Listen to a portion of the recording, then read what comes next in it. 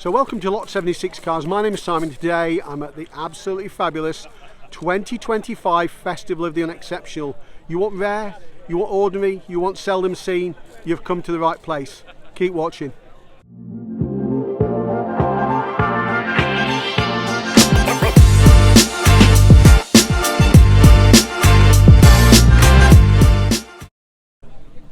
So let's step into the Concours de l'Ordinaire and see what treats that has for us today. So we're going to step and cover all the cars in the Concours now. We're going to start off with this epic looking 1991 205 Trio. It's probably only got the, what's that, 900cc engine or something like that one. Oh, it's got all the cards there. The original service book supplied by Woodheads in Blackpool. Oh, that looks really nice, doesn't it? That is very deserving of its place in here. The paintwork is flawless, I think. So if you want innovation, this is a very innovative Mercedes A-Class. Massively innovative, sandwich construction, sort of a lot of the electrics buried into the floor. This is the very first one registered by Mercedes in the UK. I think Andrew Frankel, the journalist, owned this or ran it for a while and then bought it back for a while. And it's in here now. Unfortunately, this car suffered at the hands of the ELK test, the so-called ELK test, where the car did a stability control in one of the Nordic countries, and it failed, and they had to fit stability control. And from that point onwards, Mercedes were on the back foot, and it's such a pity because it's an incredibly innovative car. And now that shape's a bit more acceptance of the shape, really, because that design is a design direction that many have moved in. That looks lovely, doesn't it? Now, can you remember when these cars were on every street corner? They were on the Motability scheme, there were rental cars, there were whatever, but this is a K11 Micra, and they are one of the easiest cars to drive, I think, forever. This one's called Patricia, and apparently it's been owned from new, and the owner paid £7,361 for it. Well, they did a good deal. And they've done 60-odd thousand miles in it, and I tell you what, they've flipping looked after it, haven't they? Isn't that in glorious condition? Street furniture, but let's face it, that's what the best part of 25 years old. That's crazy, isn't it? So I've driven one of these cars, and it's a Perodua Nippa, and it was Britain's cheapest car for years and years. Now, they didn't bother to hide the origins. It's got a Daihatsu engine because basically it's a Daihatsu mirror underneath. Thousands and thousands of Malaysians, can't be wrong, and they weren't. They bought these in the bucket load, and they did sell these in the UK for a number of years, and they were a great budget choice. So few of these survive, so if you want to see how one drives, check out my video of one of these. I'm really glad to see it here. So this is lovely, isn't it? It's a Citroen Visa. Absolutely lovely condition. Well, certainly an interesting paint job, isn't it? There's a buyer's guide in the back for Citroen Visas, and this car's been used. So it's a 652cc 4-cylinder with, wait for it, 36 horsepower. You're not going to get too many speeding tickets with that car, are you? Doesn't that look fantastic? What a great looking little car. Certainly stand out in Asda's car park, wouldn't it? Next up, the ZX replacement, also in the Concours, is a beautiful 1.4i Citroen Xsara. Oh, it's even got the dealer fitted mud flaps on it as well. Got that lovely trim, got plenty of place for the cassettes, even one by the lightning seeds. There you go. Period reference there. Ask your dad. Absolutely fantastic, isn't it? What a great pair of old Citroens, both of them. And next door, a very nice 1998 Fiat Punto. It's got all the original tax discs in there. Well, why not? It's proudly in the Concours. Oh dear, I'm not sure about the NCAT rating, whether that's true or not. Got quite a lot of paperwork in the back for this one. And it's called Mojo. And it's it's SX85, it says there, in Grego steel. Well, I'll take their word for it. But it does look rather nice, doesn't it? What do you think to that one? Do you prefer that, or do you prefer the Xsara? I think I'm leaning towards the Fiat. So this Triumph 1300 TC was in more or less the same family for an extended period. The first owner owned it from 1970 to 75, but then subsequently the car spent 50 years in hibernation before being sold by Kim Cairns, a well-renowned dealer, and this is truly the original dealer sticker in the back window. Of course, it's got a tartan blanket and probably a Roberts radio as well. Yes, of course. Do you have to ask? And it looks beautiful, that sort of apricot colour, isn't it? Apricot, peach, who knows? Probably I'm colourblind. Beautiful anyway.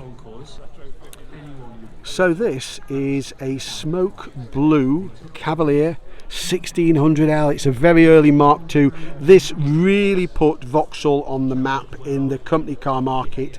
Absolutely incredible. Supplied by Kirby Central in Rotherham in South Yorkshire. Know it well. I did have one of these. I had a B-plated one, and honestly it drove really well, better than I think the contemporary Ford, so a bit controversial, but I did have both. But they were just so commonplace. Later cars had a panel between the rear lights. First cars were pretty basic, as you would expect. Of course, no alloy wheels, pretty basic inside. Did get a radio. Oh, didn't get a passenger door mirror on the L. Oh, absolute decadence to have one of those. Well, this is absolutely, totally period correct, isn't it? Wow, I'm liking that one a lot. People sometimes forget how good these 200 series Rovers were, and they were really good cars. They really had a contender with these. They were desirable, they were comfortable. Certainly they had a far longer production life than anticipated. And this is a 214 SI. I'm pretty sure that the I version was single point injection or something like that. It's lovely in British Racing Green, isn't it? The owner's got the original brochures here. There's a £300 privilege purchase offer. I won't try and take advantage of that one and suggest you don't either. Absolutely lovely, isn't it? I think these look really, really nice looking contemporary cars, and I can see why a lot of people chose them back in the day as company cars, and privately as well, of course.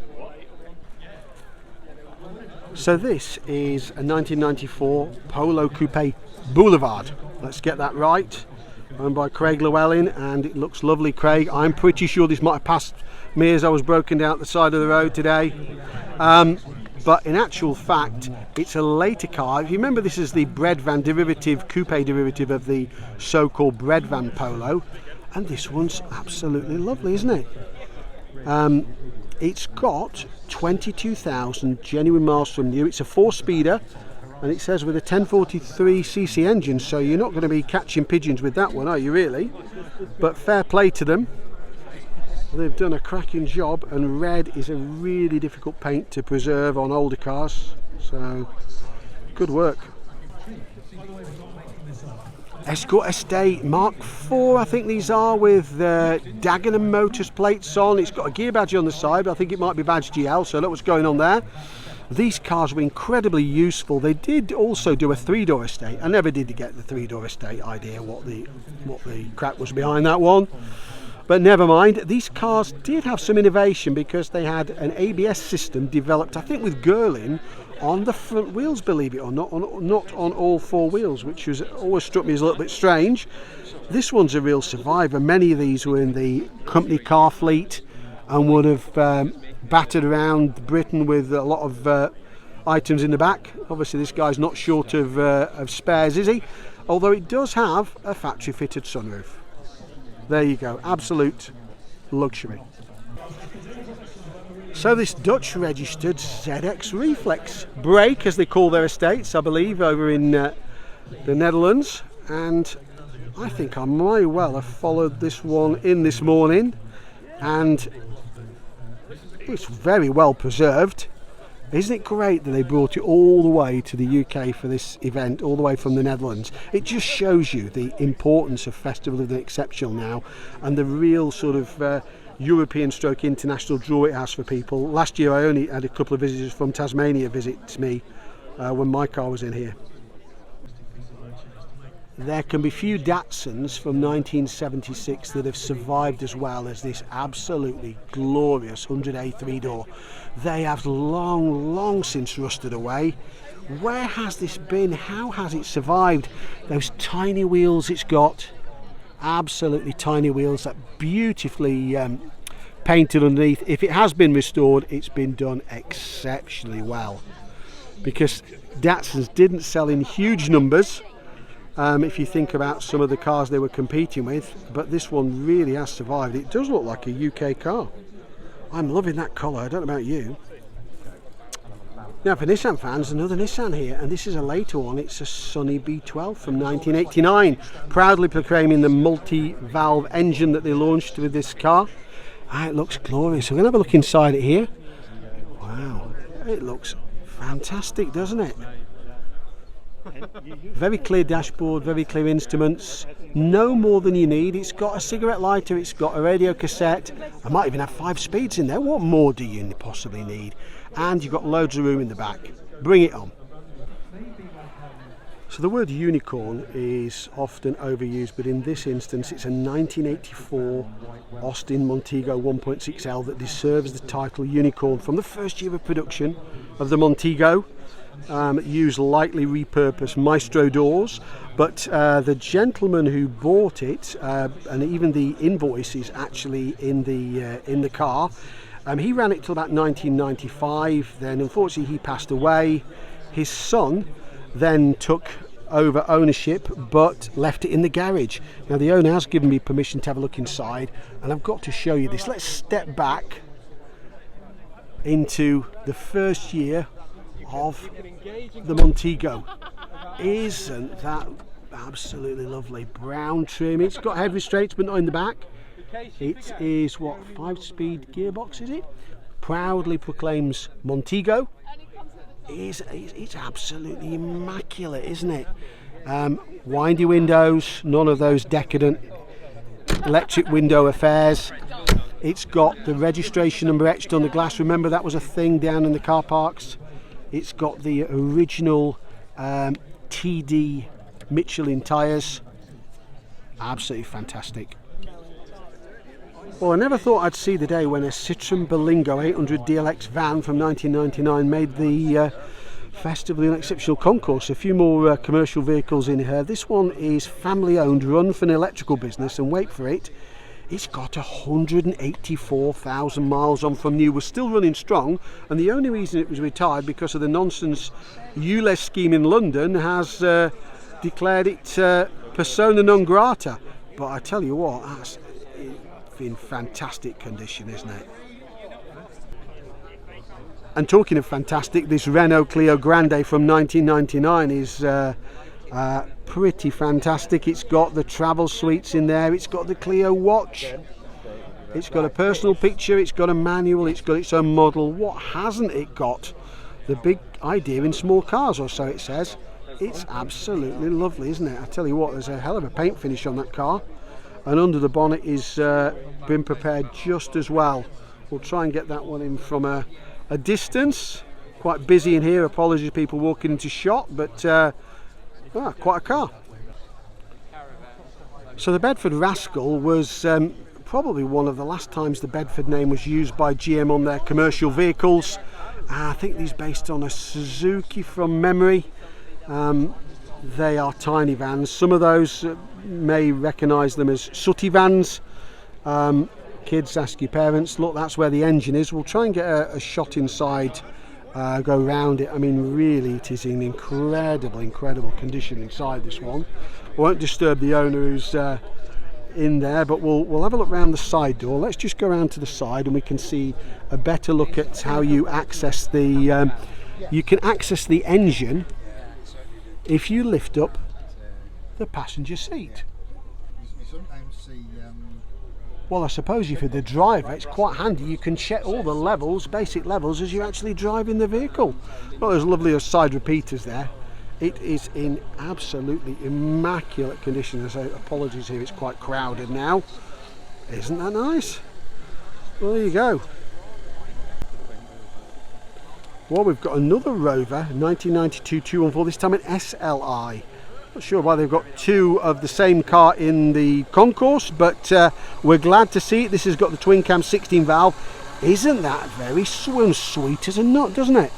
Absolutely sweet as a nut. We'll just get a shot inside. I do remember these back in the day, this interior trim. There you go, we're back in good old Rover territory. Owner's collected all the brochures in the back. In flame red with Renaissance flint grey trim. Well, I didn't know that, but I do now. That is glorious, isn't it? So Ford gave the Mondeo a radical makeover for the first, I think it was the first major facelift, and to be honest with you, I heard that only the doors and the roof panels actually remain the same. I stand to be corrected.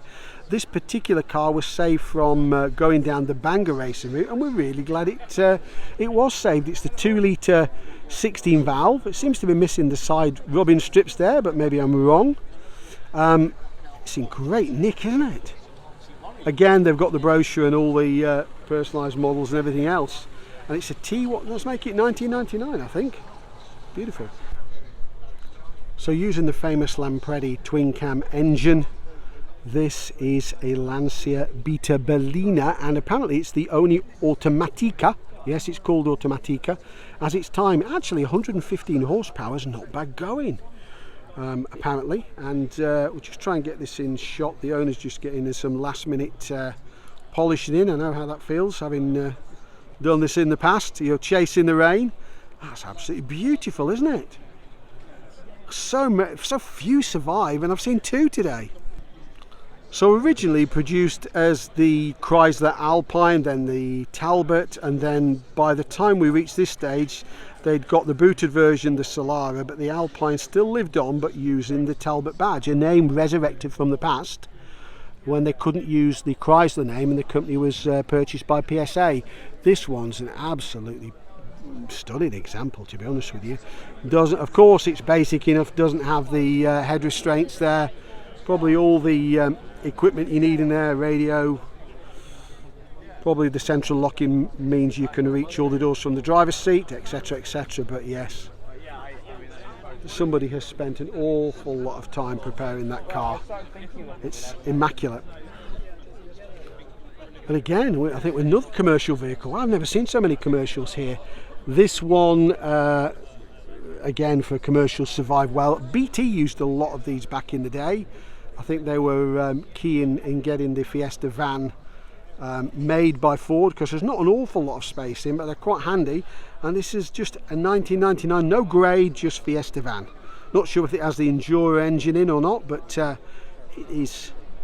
Look at that, again, a paint that's difficult for cars to survive with that paint. They do tend to suffer with lack appeal, but that one's lovely.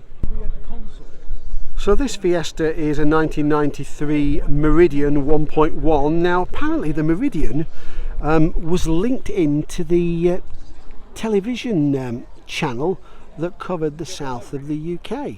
So dealers would often for Ford do special editions, regional special editions, but this was one that they did, and we've got to thank the old lady that owned this. Well, not old when she bought it, but old ladies and old men who preserve these cars in their garages. We're so thankful they do, because that's what they survived like for us to look at 20 or 30 years later. A Fiat Multipla as wide as an S-Class Mercedes at the time, incredibly innovative. The early cars before the facelift had the lights built in there on the scuttle panel, and to my mind that's the proper ones, to be honest with you, not the later ones where they chickened out a little bit. But this one is called Molly from 2000, and again, you know, she's a bit like an ugly duckling, but somebody loves her, and these are getting pretty thin on the ground. They're a bit better than the one that Hubnut had, but in actual fact, really, really useful vehicles. Look at the glass space, and also the fact I think you can fit 3 people abreast. But of course, it will always be remembered for that frontal styling. It will never ever be forgotten, will it? So Daewoo pioneered a new way of selling cars back in the late 90s, early 2000s, and this is one of the examples of the Lanos. They got free servicing, virtually worry-free motoring, just to add petrol, but unfortunately the concept didn't really catch on at the time. It probably would now, but quite simply it was well ahead of its time. So this 1984 Golf Mark II, it's a C. It's the lowest of the low. I think the C, was there any lower than a C? Why it was C, I don't know. Put that in the comments if you know that one. But this was the cheapest way into Golf ownership. It's got cloth trim, I suppose that's something. It's got head restraints at the front anyway.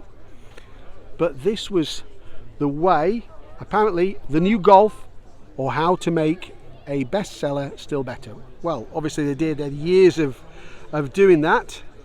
And this one is a true survivor. Particularly all the attention goes to GTIs, but this time we've got a base grade C, and all the better for it. Can a Polo 6N be in the Concours? Well, yes it can, because he's 28 years old. Sad to say, it seems like only yesterday. We've seen a Harlequin version elsewhere in the video, but this one is, again, it's a true survivor. And let's take a look under the engine. It's just the base 1 litre. It's a left-hand drive car. Looks like it's come from Poland. Hasn't it survived well? Well, great to see that one here, and it just shows you the car sort of seemed to age, and it seems like only yesterday. Another red hatchback, we've got a Peugeot 106 Escapade from 1996. Again, I'm not sure what Escapade got you. It probably got you that pretty leery looking trim inside.